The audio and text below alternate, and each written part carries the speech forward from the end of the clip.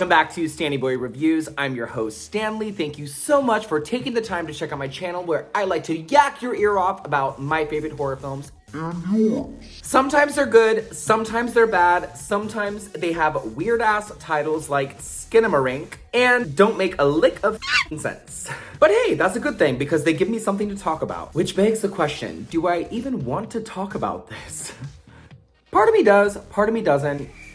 But hey, that's why we have a YouTube channel. Here we are. Have a seat. I'm already seated. Go grab your old VHS cartoons. Go grab your Legos. And let's talk about Skinamarink because you're welcome.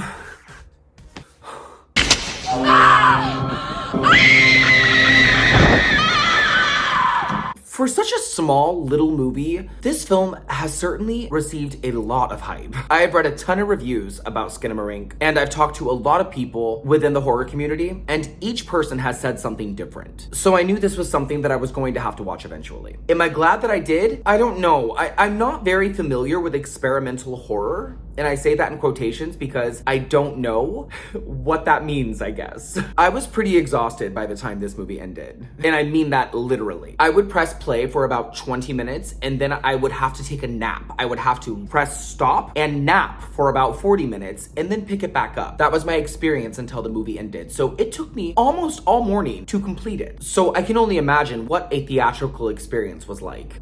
Skinamarink was directed by Kyle Edward Ball, based on a short film he directed called Heck. And no, I haven't seen it. It was shot completely on digital for 15 grand, all crowdfunded. So bravo Kyle Ball, because that's pretty awesome. And filmed completely at Ball's childhood home in Canada. He has gone on record stating that the movie is based on a dream that he had when he was a child, and the filming at his childhood home only made it that much more personal, and that there was even toys that his mother had stocked away from when he was a kid. So he used all those toys as the toys in the film. So that only helped intensify the personal touches. Ball has cited Stanley Kubrick, David Lynch, and the original Black Christmas as influences on the movie. And for those who are curious, Skinamarink comes from the popular preschool sing-along song, which can be heard in the 1958 version of Cat on a Hot Tin Roof, starring Elizabeth Taylor. Skinamarink-a-dink-a-dink, Skinamarink-a-doo. Thanks, Wikipedia! Skinamarink currently holds a 71% on Rotten Tomatoes, has a 66 out of 100 on Metacritic, and has received generally favorable reviews, although polarizing as I guess we should get into it, even though there's not a lot to get into, but maybe there is, I don't know. Let's try. Skinamarink goes like this, I think. It's 1995. There are two young kids, a 4-year-old named Kevin and his 6-year-old sister named Kylie, or Kaylee, who wake up in the middle of the night to find that their father is missing. I think that their mother was never there to begin with. They don't really get into it. And not only that, but the windows and the doors have also mysteriously vanished.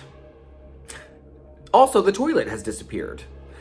They mutually decide to sleep downstairs in the living room and watch vintage cartoons on a VHS tape.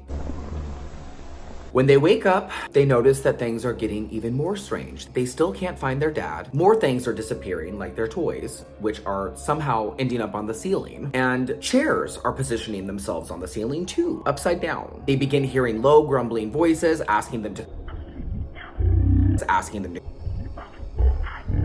They're hearing things in the dark hallways. Eventually, little Kaylee disappears, leaving little Kevin all by himself with the scary voices and his own imagination, and us, the viewer, wondering just what the is going on. Do we ever find out what's going on?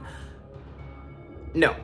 1 hour and 40 minutes of the strangest angles, shots of walls, the floor, toys scattered about, shots of children's feet, dark hallways, classic old cartoons on a staticky, grainy television screen. This was probably the most underwhelming movie experience I've had in a really long time. And I guess that was the point. And even after watching this, I still don't know how I feel about it. Like I said earlier, I had to turn it off multiple times and then pick it back up. And when it was over, I wanted the time I spent watching it back, but I also couldn't get it off my mind, so there's that. But with all that being said, I can truthfully say that I did feel like that I was kind of stuck in the nightmare of a child. This was all kind of like nightmares that I had as a kid. Going back to Kyle Ball saying that this is based off the dreams that he had as a kid, I can actually relate to that statement because this is super nightmarish, and everything about this is haunting to a degree. Like, I get that. But when it comes down to it, there's no plot. Nothing is actually really happening. You're just seeing and hearing things. And really not even seeing things. You're mostly just hearing things.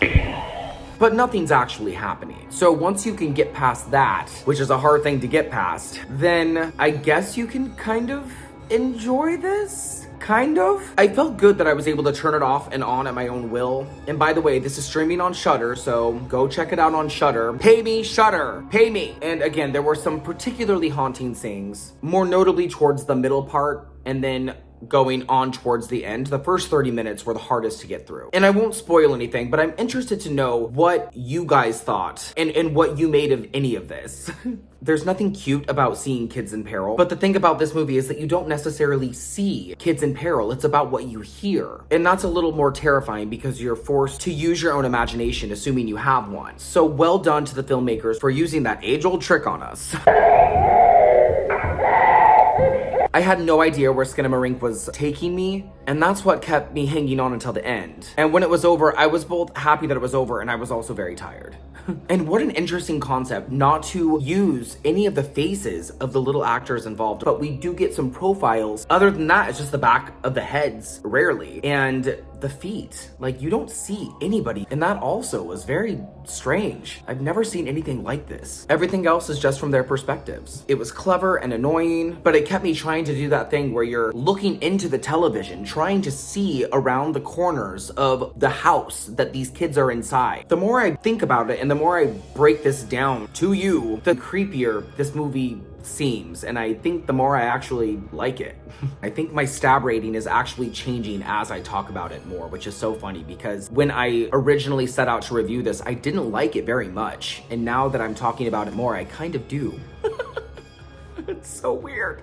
I do want to mention the cartoons used in the movie, which are all public domain, and they're also creepy in their own right, and I think that those cartoons incorporated were probably the best use of any vintage cartoons I've ever seen in a movie before. They were all from the 1930s with titles like Somewhere in Dreamland, Balloon Land, and Presto Changeo. They're all kind of cohesive to what's going on, if anything is cohesive in this movie. But they're all about little kids in danger. They have those insane creepo old animations, the weird little soundtracks and sound effects. And there's another one of the cartoons, I can't find the name of it unless I already mentioned it. It's used in the original Night of the Demons, and I thought that was kind of cool. I thought the cartoons added a super scary element. You know what? Now that I think about it, I liked this movie. I don't know if I'll ever watch it again.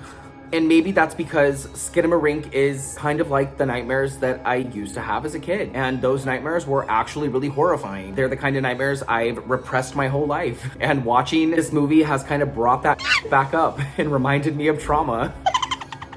And that's really what this is a 2-hour look inside the nightmare of a couple of kids. It's definitely divisive, and I know that a lot of people are probably not going to agree with me. It's not an in-between film. You're either going to really love it or you're really going to hate it. I think on Stanny's Stab-O-Meter, I'm gonna give this 3 stabs.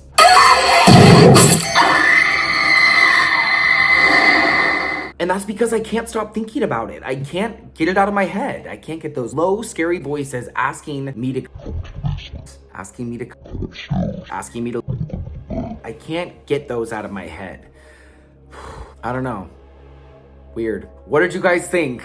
Do you plan to watch Skinamarink? Have you watched Skinamarink? Let me know what you think in the comments. Don't forget, I'm on social media. I am on Instagram, I am on Twitter, and I am on TikTok. And do not forget to subscribe!